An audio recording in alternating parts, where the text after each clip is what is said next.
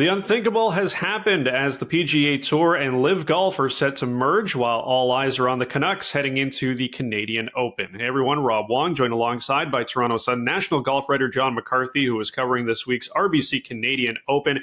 And we'll get to the Open momentarily, John, but all the headlines yesterday were about the stunning news that the PGA Tour and LIV Golf have agreed to a merger. Why is this happening now, and what does this mean for the game of pro golf? Well, it was certainly blockbuster news. It shocked everybody from the top players to everybody here at Oakdale. And Rory McIlroy was in here today, and he actually wanted to differentiate and let everybody know that it's not a merger between the PGA Tour and LIV Golf. He wanted to make sure we know that it's, the Saudi investment fund, the PGA Tour, and the DP World Tour. So he's keeping his feud with LIV Golf going, as he's saying he's hoping no longer going to be a part of golf, that LIV Golf will be folded up and the investment fund will wrap in with the PGA Tour and DP World Tour, and LIV Golf will be nothing but a memory. That's at least what Rory McIlroy is hoping is going to happen. Now, yesterday was a crazy day. I mean, Jay Monahan flew in to have a players meeting, and it was very tense. I mean, players, as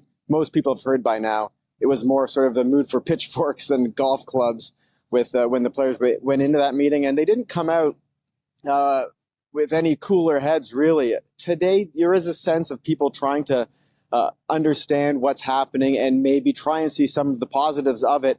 I think what really caught players off guard was how it was delivered to them. The players finding out, from Rory McIlroy to Colin Morikawa, finding out basically the same way we did yesterday morning via social media. Rory McIlroy got tipped off maybe an hour before, but it was the way it was delivered that really had much of the PGA Tour unhappy with its leadership.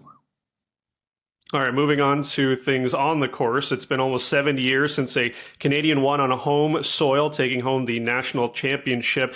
Corey Conners is obviously one of the guys that's in the mix. If it's not going to be him this week, John, who do you like?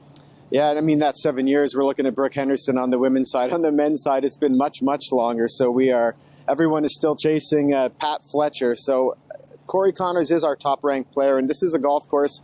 I mean, every golf course suits him well when he's driving the ball and hitting it like he can.